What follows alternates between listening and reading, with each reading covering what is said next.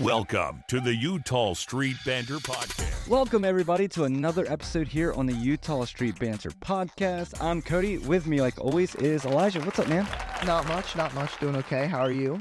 Doing good. Got a little frog in my throat today, but it'd be all right. Yeah. You know, it doesn't kill us, makes us stronger. Yeah. The great Kelly Clarkson said. Yeah. It's all good until it kills us. That would be a problem. That's a rough one. But talking about what doesn't kill us and makes us stronger, this past week, luckily it didn't kill us. It may have killed us. I mean, it felt like it at times. Gosh, man, it felt like we were on our way down.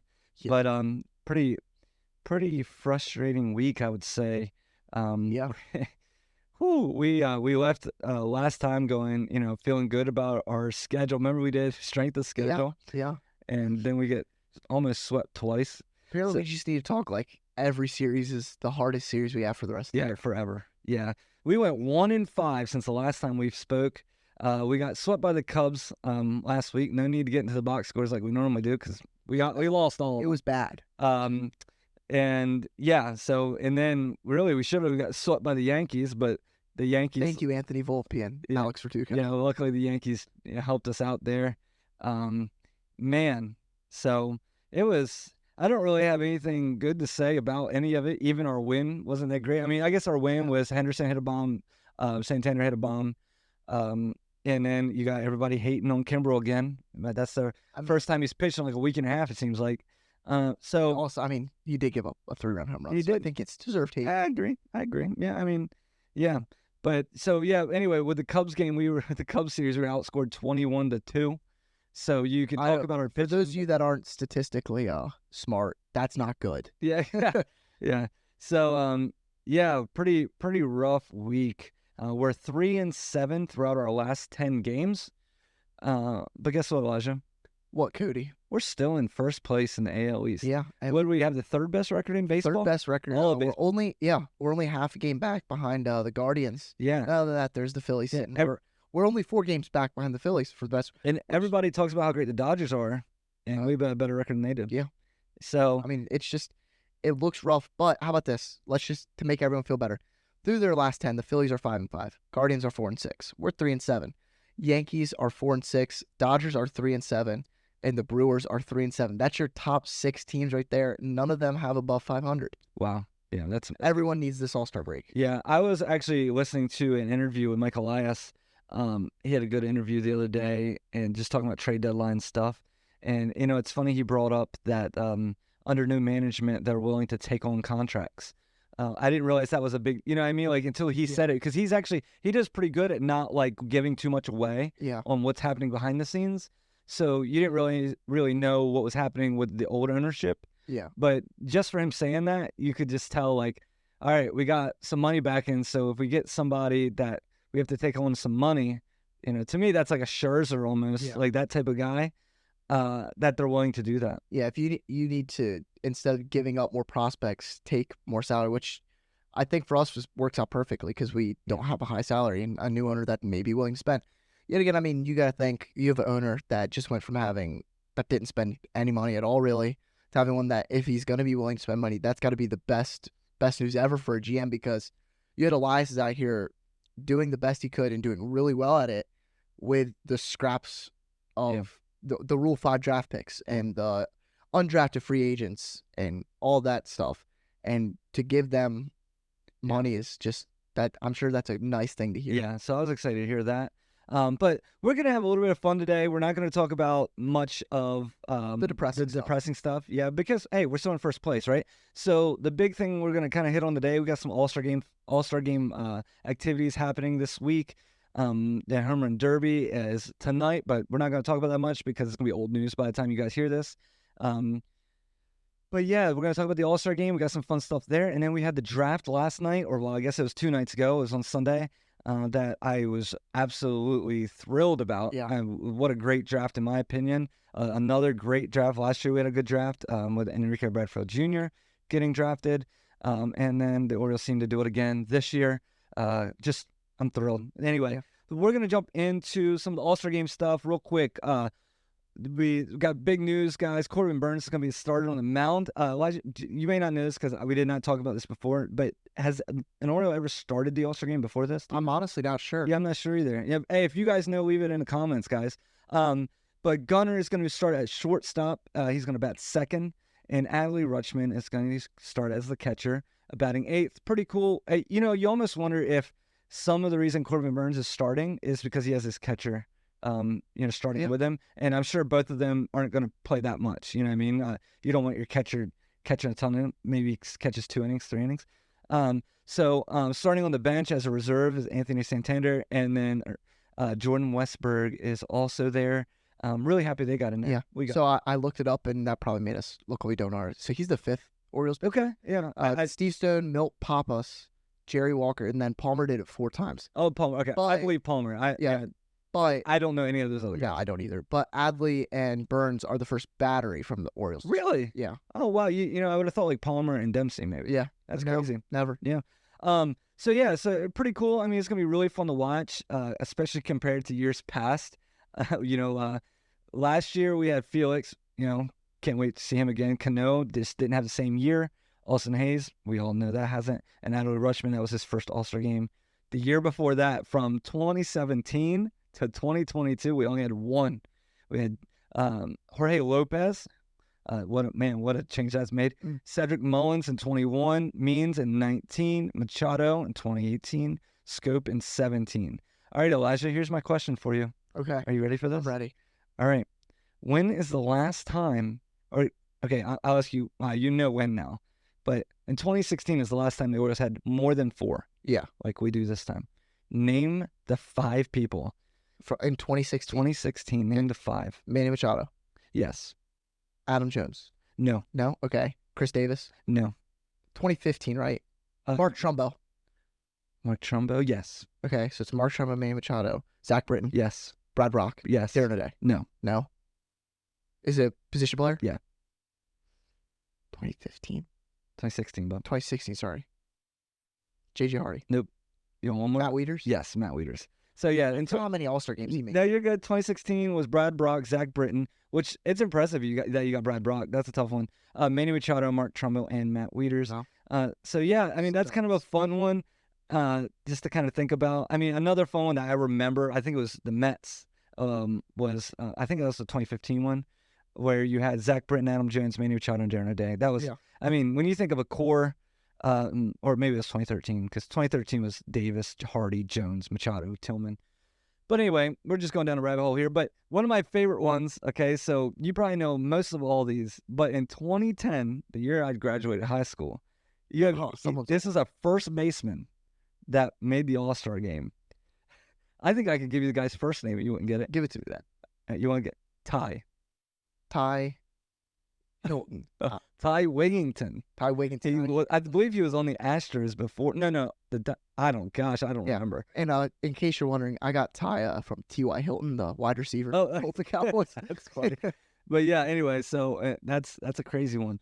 But moving on before I get down this rabbit hole, it's pretty crazy to see though how good the Orioles have gotten. You know, we're getting recognized now.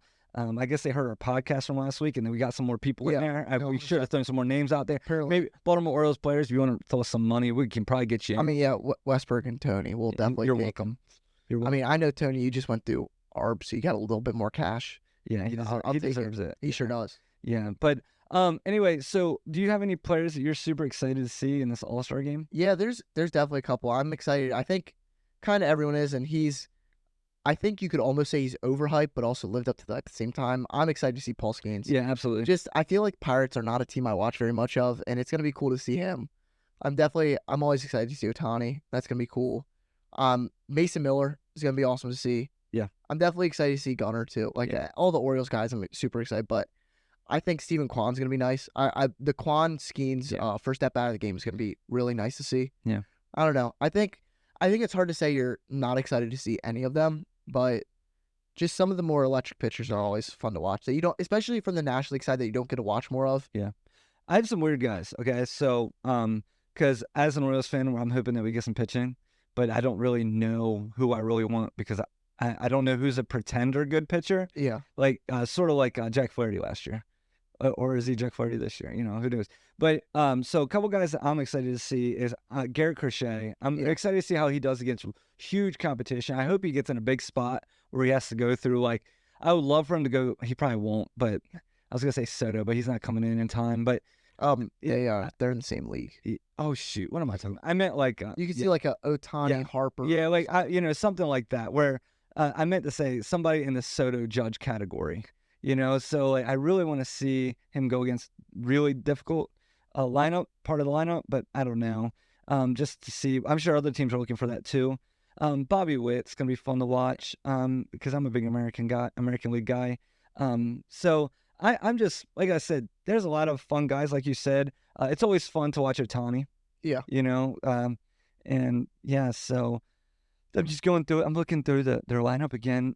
Jackson Merle, that's gonna be awesome. Oh yeah. So anyway, so I'm excited to see that. I want to make sure I see the first pitch of the game. Corbin Burns, I want to see that pitch. There's really Shota Imanaga. Yeah, so pretty excited to see that. I'm gonna try to stop picking tough names to say. That's what I'm saying. I'm like, I think you're right though. National League is pretty fun to watch. Yeah. Just to kind of see who's, I don't know, who we don't get to watch all the time. But Jackson Merle, I've maybe only seen 2 or 3 games that he's played. Yeah, me too. No, I mean, you don't really. Who's staying up for the 10 o'clock West Coast games? Yeah, well, not you, because you're like an old man. I mean, I gotta wake up early. So I don't get to pick my schedule like you. Yeah. So we did a fun. He is so salty, everybody. But we did a fun thing this time where we picked our own our all-time AL All-Star team, but they had to play since we've been alive. Yeah. So we've had to see them play, really. So pretty excited to hear what yours. His is going to be totally different from mine. We don't know which others. What year were you born? 05. And I was in 91. Yeah. So kind of. And I know for me, I did it more even, not just players when I was born, players that I've personally seen. So really, I think you're going to see most of these guys the late, like it's 2010, 2011, 2012. Yeah. So you're like, I could probably guess your whole lineup. It's probably Luke Scott in left field. Oh yeah, 100%. Seth Smith. Field. Yeah. But no, I'm just kidding, guys. Tim Beckham at short. Tim Beckham shortstop, right? All right, let's go through this. We didn't do a batting order, so you guys can't freak out about that. Also, if anybody has any ideas of your own lineup in your lifetime, because I'd love to hear, like, if you different ranges. You know what I mean? Yeah. So I mean, you got people that are gonna be younger than us that. Like, that's what I was trying to. It was difficult to try to differentiate from like the 2010 to like 2015, 16, and then the current. Where I mean, I'm sure it was even harder for you because you're so much older than me. so much. But like, if you have people that were alive during the 80s, who does Darryl Strawberry crack a list or something like that? Yeah. So definitely leave us a message on or a comment on Facebook, or jump on our YouTube channel and leave us a comment on there. But you want to get started? Let's start with first baseman. I want to hear yours first. Okay. So tell us again. You were born in 2015. So I was born. That was 2005. Yeah, that was 9 years ago. 2005. I was born in 2005. Like so 9 years ago. Yet again, you have to remember, like I said, it's more 2010, 2011, 2012. Okay. So this guy didn't start out his career as a first baseman. It didn't even start out in the American League. But I never watched him play on the Marlins. I never watched him play for the Florida Marlins. Okay. I remember him as the first baseman for the Detroit Tigers, Triple Crown winner Miguel Cabrera. That's a great pick. I think because yet again for me, Albert Pujols obviously was still good, but I remember much more that's a bad old Albert Pujols. Nobody has a problem with that pick. Yeah. That Miguel Cabrera Triple Crown, one of the best first basemen. Yeah. First ballot Hall of Famer. Oh, easily. Yeah. Mine's Albert Pujols though. Albert Pujols. But that makes sense. And I have him in the American League because I can, but he obviously was better with the Cardinals. Yeah. Yep. All right. My second baseman is a Oriole who I have a banner in this room somewhere of him, and that is Roberto Alomar. Roberto Alomar. Yep. I thought you were going somewhere else. No. Who do you think I was going to? Brian Roberts. Oh, I was going to say you're going to pick the trader that went to the Yankees. Yeah, no. Roberto Alomar. He's good. Yeah. Yep. I went with someone that's still actively playing, and people may say he cheated, but I mean, he's still Jose Altuve's undoubtedly great. Yeah. Or as Jim Palmer says it, Hosey, yeah, nice. Who's your third baseman? Third baseman. Now, this one, he played for the Orioles, obviously. After he left, he wasn't in the National League, but I think this is Melvin Mora, huh? Yeah, Melvin Mora. Hanser Alberto really just had Manny Machado. Okay. I mean, this is where I think it's my list, not your guys's, and I loved watching him on the Orioles, and I think he's... Is that his jersey you're wearing? It sure is. Do you- It's yeah, got a 13 in the front, but it's got his nails back. I got it for about $40 at Dick's Sporting Goods after he went to the Padres. Dodgers or Padres. Yeah. Yeah. What about yours? My third baseman is one of my favorite players of all time. I used to wear his number because we have the same last name, and that is Chipper Jones, one of my favorite switch hitters of all time. He's a redneck. I'm a redneck. We all go together. So one of my Andy's our cousin, so yeah, he should be. Yeah. same last name. Yeah. So now we're continuing our favorite all-stars in our lifetime in the AL. The next one is shortstop. Shortstop. This one is like a no-brainer for me. This is Cal Ripken. Yeah, and sadly I wasn't alive. Yeah. To watch Cal Ripken, that would have been great. But I really struggle with this because I feel like throughout my lifetime there's been so many. Derek Jeter had caught the tail end of his career. There was no Cal Ripkins. There was no consistent, just great player for like 15 years. Yeah. There's a lot of different highs and lows of these players. And this guy, he's not in the American League anymore, still playing. I really love his game. He had some great against the Yankees in the playoffs. Francisco Lindor. Oh, man, that's good. I think it's a great player. I mean, Cleveland Indians. when he was with Indians, hitting the grand slam in the playoffs against. But then I do have in parentheses here another guy that I just really love. There's a guy like this I did pick, but Andrelton Simmons is a great player. Yeah. Best defensive player of all time. And I just just had to include when he was on the Braves, man. My gosh. Yeah, that's good. That's good. I don't have any issues with that. Who's your catcher? My catcher is one of my favorites, and that's Pudge Rodriguez or Ivan Rodriguez. When he was on the Texas Rangers, that was one of my favorite players. He won a World Series with the Marlins, I believe. But that's my catcher. Yeah, no, and I went someone who is kind of the same as Miguel Cabrera. He didn't play catcher his whole career, but he's undeniably had one of the better peaks of any catcher in baseball. Joe Mauer. Oh yeah, just a great player. I'm glad you said great when he went to first base. I mean, it's kind of hard not to include someone that because that's what when we were looking at this list, I didn't realize it was AL at first, and I mean your brain goes instantly to Buster Posey for me, but Joe Mauer's right there with him. They both. The only thing Posey has is a couple more years on him, which is crazy to think because Posey had a short career too. Yeah. But I mean, just great peak. Yeah. Played on some really bad Twins teams and just was kind of the only bright light there for a Yeah, while. absolutely. Yeah, poor dude had to end his career playing outdoor in Minnesota. Yeah. Moving on the outfield, we picked 3 outfielders. We didn't pick left, center, right. We just picked 3 outfielders. And my first outfielder that I'm going to go with is, I think he's the only player I've ever seen do this.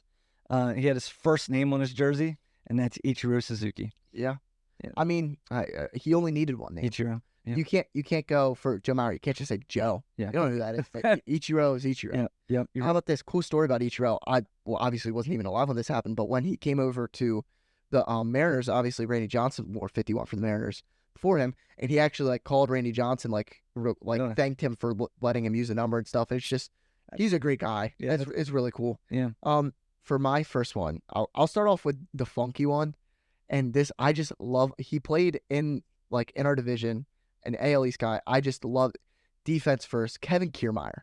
Really, that's a weird one. I love watching it. I mean, Elijah's team is not. They're not gonna hit, but they're gonna make. You got Andrelton Simmons at short. No, Kevin I have Kiermaier Lindor at short. No, I have Joe Mauer, Miguel Cabrera, who's I'm kidding. No, Kevin. The rest of my team can make up for. I need my defensive stud. I love him diving.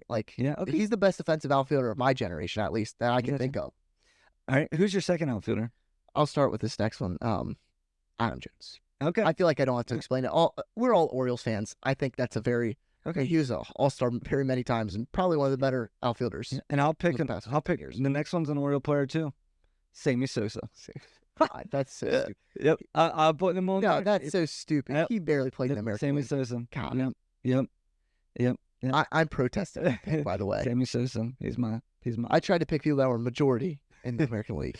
I'm just telling you. Sammy Sosa. Who's your last one? All right. My last one is Ken Griffey Jr. Ken Griffey. Yeah, that makes sense. I mean, that's the difference between me and you. I guess it's just hard because where I'm growing up with these players, you grew up with better players, but you got to see them finish out their careers and the impact they had afterwards. Mm-hmm. I'm kind of going I have Bryce Harper and all these players and stuff like that that will be on that same level once they finish their career, but it's really hard to look at it. And I picked someone that's still actively playing.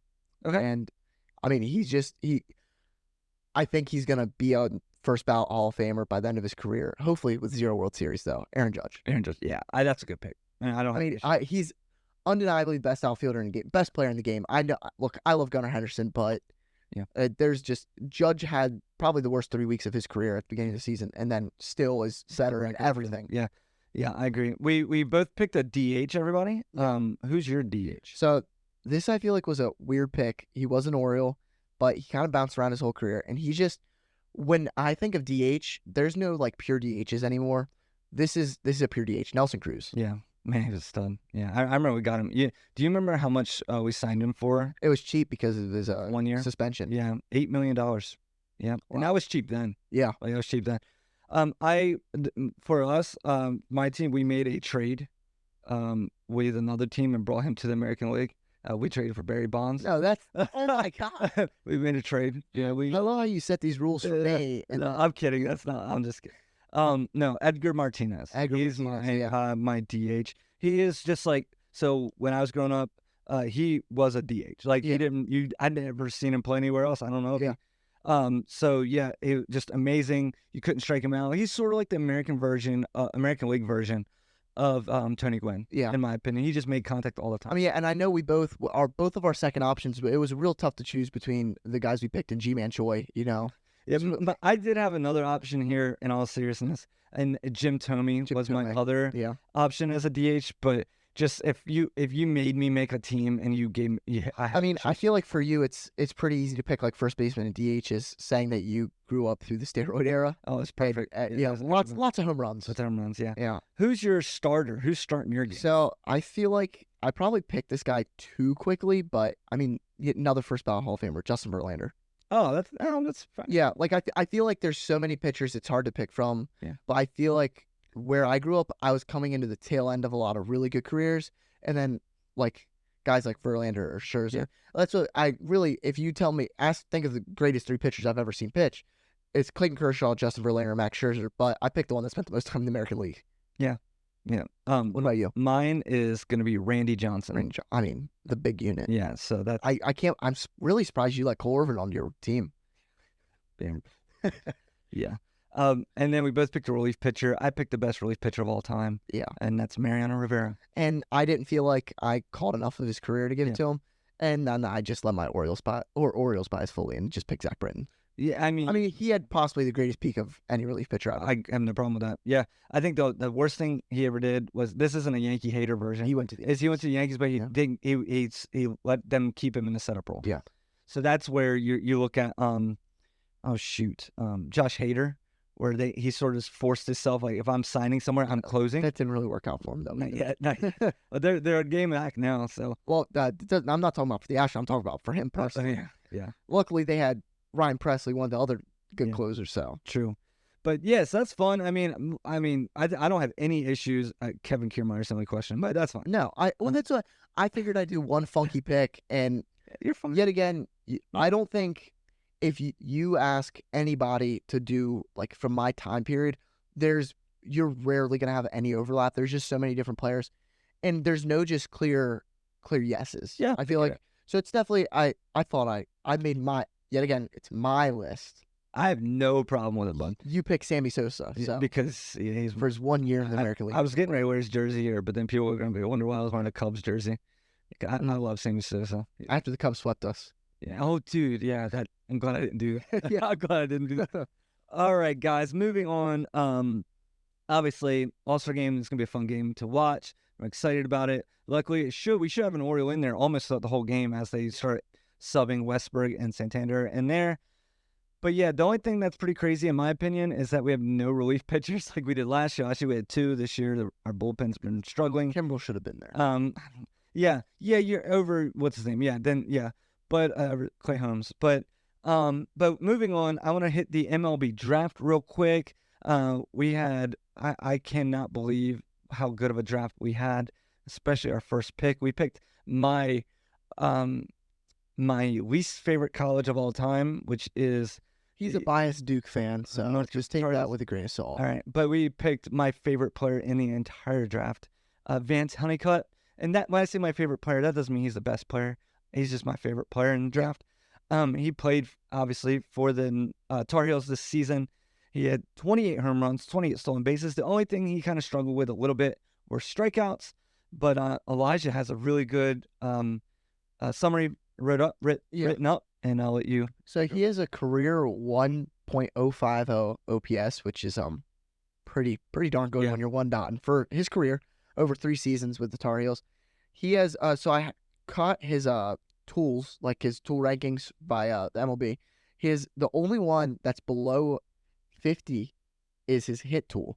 He's definitely much more power. Like he said, his career he has struggled with the strikeouts, but which is why I feel like he was more of the reason he dropped to us is he has so much raw power, he has speed.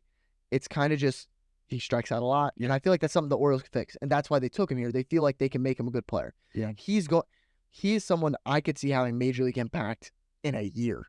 Yeah, I agree. Because I feel like one of the things that you can never take away, power is power. That transitions to all facets of the game, every level. Yeah. Obviously, the hit, if he's struggling to strike out, then he'll take his time in the minor leagues. We have no rush to get him up. Yep. We have plenty of outfielders right now. And if you're wondering why we drafted an outfielder, what are we going to do this trade deadline? Hopefully, we're going to trade our depth for pitchers. And I think the reason that we don't really get that too many pitchers is we don't draft pitchers, apparently. That's Michael Elias's thing. Didn't do it with the Astros, hasn't done it since he's come here. I don't know if it's he doesn't trust his ability to pick a pitcher because pitching's such a volatile thing at that young of an age. You really never know what's going to happen. I mean, look at, I think his name's Mark Apple or whatever, the Astros #1 overall pick from like 2013 or something. Right. Never, was in the minor leagues for 10 years, never made it past the big league. That's crazy. I think it's just, there's so few Paul Skeens where you know he's going to be a major leaguer. And they take these outfielders because their tools are going to transfer over. He's somehow only a 50 overall on his tools, but I mean, he's got really good speed. He's a potential 30-30 guy. I mean, he set a single season and career record for home runs with a 28 in a season and 65 career home runs. And he won 2 straight ACC Defensive Player of the Year awards. Yeah. So he's he can play in center field. He can play the corner outfielders. And I think he's a good one that he could maybe be between him or Bradfield, trade one, keep the other as your center fielder for the future. Yeah, just give everybody a heads up. The rankings or ratings, however you want to say it, for Vance Honeycutt looks a lot like somebody else that is currently in the Orioles system who also fell late in the first, early second round, and that's Gunnar Henderson. Same exact thing. His fielding was way above his hitting. The only reason he fell in the second round is because they didn't think he was going to hit. Boy, were they wrong. And if we can get half of what we're getting right now with Gunnar, that'd be great. But guys, I can't stress this enough. Like right when you think oh, we're getting late draft picks now, this is going to change. No. We get something like these past 2. Enrique Bradford Jr. is a stud. We got him late last year. Vance Honeycutt is going to be a stud. We got him late. Now, the next guy I don't know much about. I didn't really watch much of Virginia baseball, and that's Griff O'Farrell. He batted a .344 batting average. What do you got on him, bud? So, yeah, I couldn't find – so his stat lines aren't great. He's definitely more contact first. He doesn't have much power, and that's kind of his main drawback. But, the writers that wrote up the rankings for all these prospects, which I don't take these rankings as anything because – they had the most recent mock draft before the draft started had J.J. Weatherholt going first overall, and I think he ended up getting drafted 12. Okay. So it's just, I don't think you could take any of these rankings. He was ranked lower than what we took him. Yeah. But it says he's a no-hitter, impressive bat-to-ball skills, sorry. And he has ability to work at bats, get some walks in. He gets on base a lot. He can steal a base when he wants to. He's really good. He's not got much speed. He's just got above average speed, but he's got good baseball instincts. Okay. And he's quick on his feet, which I think really good for his defense because he's got a decent arm. Not good, but decent. And I think it's basically he's not going to be the stud. He's another Jordan Westbrook type guy. I see this. Okay. He's not going to be the Gunnar Henderson. He's not going to hit the ball 450 feet. He's not going to run. He's not going to be the fastest guy on the field, but he's going to work hard and he's really going to just grind and he's going to be gritty. Yeah. And I think this is a great pick because he has the tools that aren't going to deteriorate. I think they're going to help transfer too. And I think I just trusted Michael Elias with what his picks are. Yeah, there's really no reason to not, right? No, I mean, everything's worked out. And like you said, where we have these lower draft picks, so we're like, oh, well, maybe we're not going to do as good. Well, I mean, you just got to think we drafted in the same draft Adley Rutschman, Kyle Stowers, Gunnar Henderson, Joey Ortiz. That was one draft. Jeez, that's amazing. That we didn't all get that in the first round. Only one came in the first round. Yeah. Like, that's what you got to remember. That when you have good enough drafting and scouting departments and a general manager that's as smart as Elias and people like Sig Mejdal working in the front office, they're going to find ways to get impact players that all look the same. Yeah. And what's kind of interesting, too, this Graphic Farrell, this was a compensation pick because Gunnar Henderson won the Rookie of the Year last year. Yeah. So we actually got really 2 first-round picks. Just one was at the very end after the Diamondbacks because the Diamondbacks had Corbin Carroll. But anyway, yeah, so I'm really excited about this. Like I said, there's the draft was pretty interesting. I'm really excited about it. I'm sure there's going to be guys in the later rounds that we'll talk about during the offseason because we'll see them play a little bit, especially throughout our minors as they start getting in there. People like, a lot of your batters usually will actually get into the minors this season by the end of the month or in the beginning of next month usually. So pretty excited. So if you're around, especially if you're around Delmarva, the Shorebirds, or if you're around the Ironbirds, might be some fun guys to kind of see come up through there and kind of see the new young guys that are going to be coming up through our system. Really excited about it. Yeah. But guess what, guys? We don't really need to focus on just young guys anymore because our pro guys are pretty good right now. They're pretty. So used to, we'd only talk about this because we'd talk about, we drafted this guy named Adley. Hopefully he's pretty good. Yeah. They intentionally walked in when there was bases loaded in college.